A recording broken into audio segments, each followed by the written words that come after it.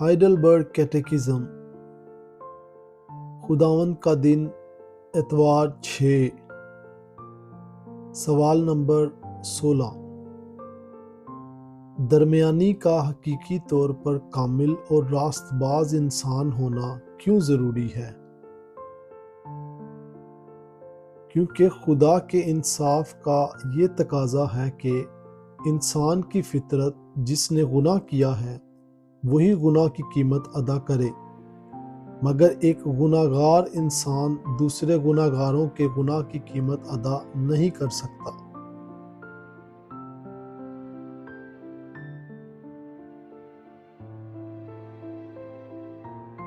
سوال نمبر 17۔ درمیانی کا کامل حقیقی خدا ہونا کیوں ضروری ہے؟ تاکہ درمیانی اپنی الہی قدرت کے ذریعے اپنی انسانی فطرت میں خدا کے غضب کا بوجھ برداشت کرے اور ہمارے لیے راست بازی اور زندگی کما کر ہمیں واپس بحال کر دے۔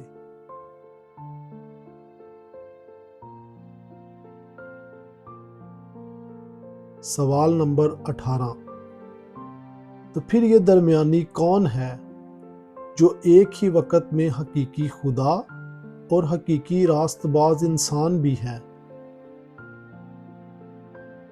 یہ درمیانی ہمارا خداوند یسوع مسیح ہے، جسے ہمارے لیے بھیجا گیا کہ ہمیں مکمل طور پر بحال کرے اور خدا کے سامنے راست باز ٹھہرائے۔